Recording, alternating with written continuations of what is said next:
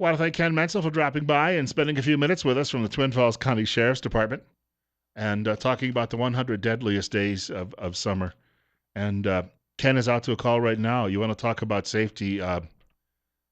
We'll have some more detail on this coming up in our newscast and on our website. But he's en route to a possible drowning. So just to tell you folks out there that this time of year, you've got to be very, very cautious. 844, Bill Colley with you on Top Story on News Radio 1310, KLIX and newsradio1310.com. Just a quick reminder, I believe Dr. Jonathan Tripp will be joining us next Wednesday. It may be his last visit with us before his mission trip to Nicaragua. He's going with some of his family members, too, as well. They are still looking for people to donate toiletries at the Tripp Family Medicine office on Fillmore Street, across from the main post office in the city of Twin Falls. That's on the north side if you're a newcomer. Fillmore Street is a very long street. It divided in a couple of places, so that direction might help just a little bit in that situation. Also, the boys in his family have to pay their own way. So they are looking to pick up some employment this summer. If you need someone for a little handiwork around the house, feel free to drop by the doctor's office or give him a call, and you can set that up. And these are hardworking kids. I should point that out, too. That'll be next Wednesday morning with the doctor between 8:30 and 9 o'clock right here on News Radio 1310. KLIX and newsradio1310.com. Hey, quick note. We've been talking a little bit about some of the efforts by people in this country to bring an end to terrorism and really the clash of cultures, which we have already seen now in this community, and which has been hammered home with us the last couple of weeks. Probably like nothing we've ever seen around here before. It's 846. Bill Colley with you on Top Story on News Radio 1310, KLIX and newsradio1310.com. Liberals in Washington are still trying to make all of this about guns. And as some of you know, a group of them, a funny picture. There was a guy I know, an old friend of mine from way back east. He runs the news department for a large news radio operation in Baltimore called WCBM. His name is Michael Filippelli. Michael posted a photograph of these members of the House sitting on the floor last night, but they photoshopped in teething rings in all of their mouths, which I thought was quite appropriate. And I got a message last night from a fellow who was a police officer in the Minnecasia area for many, many years, and he shared with me, he said, if you occupy a wildlife refuge in Oregon, you can be shot and killed or jailed. But if you occupy the floor of the House of Representatives, the media says you're the most wonderful thing since sliced bread. Isn't that true? I mean, doesn't that really tell us a lot about what we're dealing with in this country and the fact that the media is no longer an objective observer in any of this? Our telephone number, 736-0300, 736-0300. Bill Colley with you on News Radio 1310, KLIX and newsradio1310.com. We have a caller. Caller, you're on the air. Good morning, Bill. Bill, regarding these demonstrators, what is really ridiculous is the fact that Obama and his administration have released thousands of dangerous convicted criminals that don't believe in gun laws. Also, the guys that Obama released from Gitmo, they don't believe in gun laws. That's true. I mean, these are people very much who they're cutthroats, and then they disappear. Well, first of all, the one guy that they sent to Uruguay, of all places, South America, and then he vanished. Well, what did they expect was going to happen? I'm sure Uruguayan security, though, is very, very tough. Actually, since it was Alfredo Stroessner was the name of the strong man who ruled that country for many, many years, he would have made sure that this guy stayed. In fact, he probably would have had the guy nailed to a wall until the guy was ready for any further release. That is, if he had survived that. But South America no longer has those types of leaders because, well, they're considered to be a little untoward in their disciplinary measures. So it's just not the same as when I was a kid growing up. All the old infamous dictators in Latin America are gone, except, I guess, the Castro brothers. But they're our friends, remember now, because Mr. Obama really admires the way that they run their government, which is to say they also nail people to walls they don't like and then all drive around in automobiles that are 55, 60 years old. Perfect economy, just what he'd like to see here, and that would encourage you to ride your bicycle more often. You realize where I'm going with all of this. It does make sense if you sit down and put it all together. And then the girlfriend of the shooter, or no, a wife, right? We kept hearing, well, the ex-wife. Well, she was not the ex-wife. The wife of the Orlando shooter has gone AWOL. Has she been found yet? I mean, I've been a little bit out of the loop. But again, how the incompetence in all of this, and I know no one wanted to insult the FBI, but let's be honest. The ball was dropped multiple times in this situation, just as it was in San Bernardino. And again, it's not the gun committing the crimes. It's these depraved people from their depraved religion, and they take that to heart, and then we can't track them down. We've got the gang that can't shoot straight in charge. It's 8:49. You're next. You're on the air with Bill Colley on News Radio 1310 KLIX. Good morning. Hello? Hi, you're on the air. Go ahead. Yes, I was just listening to the police reports on the fatalities and everything and the accidents, and I didn't hear anything about the nationality of those involved in the accidents. I think that would be a pretty interesting statistic. I bet it cuts across nationalities. I do thank you for the call, though.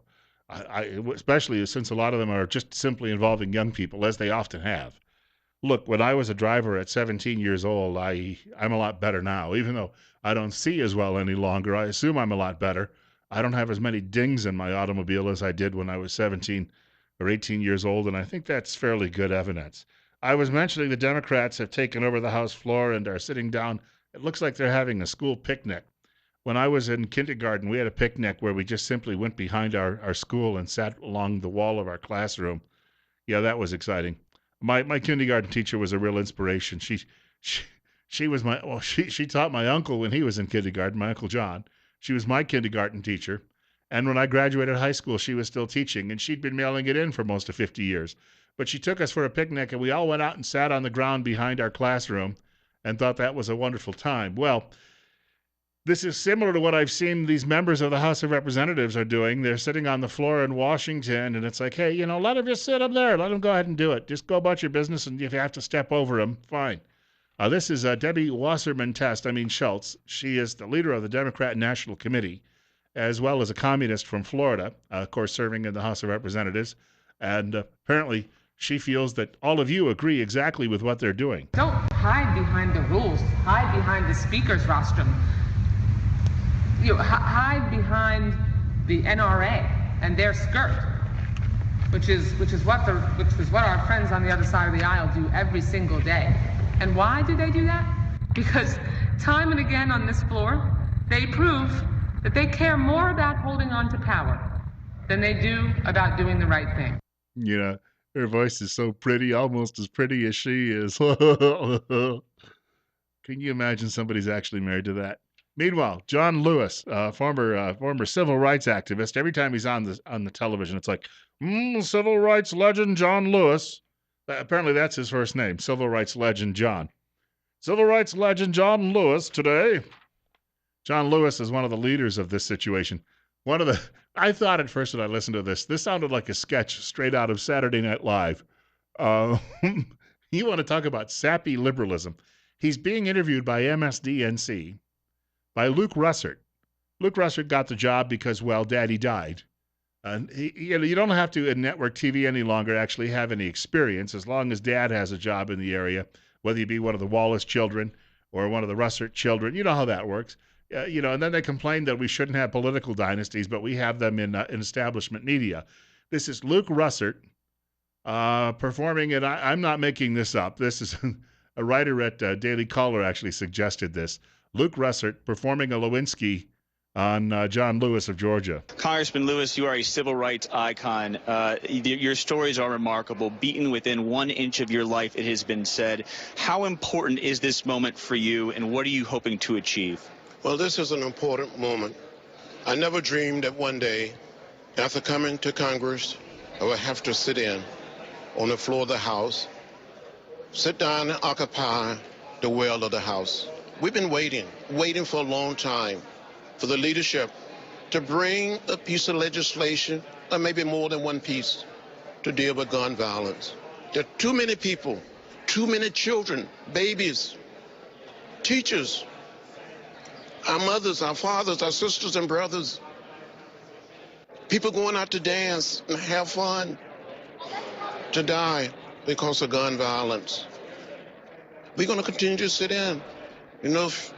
More than 50 years ago, I sat in, got arrested, and went to jail. not to come to Congress and have to sit in again, just trying to get someone to sit down with us, negotiate about passing progressive legislation to deal with gun violence. It is almost too much. You've had a distinguished congressional career. You've been here for many terms. Many of your colleagues who share your experience have never seen anything like this. The floor of the House of Representatives taken over by a party, literally using tactics that you developed during the Civil Rights Movement. How extraordinary is it that this is what it has taken for you to have to do, to literally sit on the floor of the House before you get a vote? Uh-huh. Well, at least John Lewis reminds us why English is not the official language of the United States. You can get a job serving in Congress, even though you can't speak it. 8:54, Bill Colley with you on Top Story. You're next. You're up on News Radio 1310 KLIX. Good morning, Bill. Thanks for taking my call. You know, I'm listening to this garbage. This guy, and some of the Republicans, too, haven't done a damn thing for years but sit on their butts. I mean, what's new? But just these idiots, these morons that think that I need to give up my gun rights because of some idiot in Florida. What about that lady in England, the lawmaker last week? She was shot and she was stabbed. She was shot. England already has no guns, remember? Right. Nobody has guns in England. But all these freaking morons out there think that we're going to save the world by taking guns away from me, making it more inconvenient for me to buy a gun. Ain't going to change a damn thing. Why don't they have a sit-in for all the people in Chicago? Why don't they have a sit-in for all the people in New York get killed every weekend? There's more people killed in Chicago every weekend than there is in the state of Idaho all year long, because people out here know how to use and respect guns. And these people, they keep talking like I'm a bad guy because I own guns. You know something? They can kiss my butt. Enough is enough.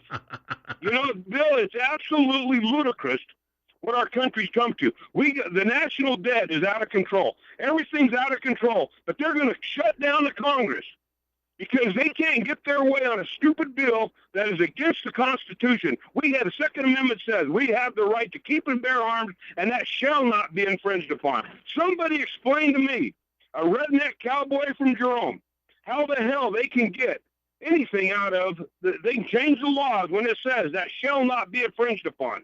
Amen. Yeah. Anyway. A lot of amens this morning. I'm hearing from people that I just agree with. I would have to say in many cases 100% today. This is, again, and media will go along and play the game with them on this. He brings up Chicago. Media will ignore that, but, media will just, it's a wholly owned subsidiary of the liberals in Washington. Charlie Rangel was asked about New York City police officers, some of them who were selling hard-to-get gun permits illegally, and he's reacting to reporters' questions about, he's a congressman too, about guns and who owns guns and who's allowed to have them. We don't need that many guns, and I didn't know that briberies were involved in getting a gun, and that is wrong. But overall, if it's difficult to get a concealed weapon permit, I'm glad to hear that. But why is it that only the wealthy... Well, that's corruption. Wealthy celebrities and then the people in your district, a number of them who are law-abiding citizens, many of them would want to carry a concealed carry permit. I wouldn't want them to have it. I know what you're trying to say. But corruption is bad. Okay, but let's talk about that for a second. Why should, say, the uber wealthy who have protection, had that protection, but individuals who are law-abiding citizens in your district should not? Let's talk about that. Well, law-abiding citizens just shouldn't have to carry a gun. You know that, so you're not going to push me in that direction. But you're protected by guns all over the place here in the Capitol. Well, that's a little different. I think we need to be protected down here. Okay, thanks, Mr. Wright. I'm special. Don't you get it? Don't you know that? I'm special. I don't have to pay my taxes. And I can have a gun. You can't. I'm your public servant. Got it? I'm special. I serve you.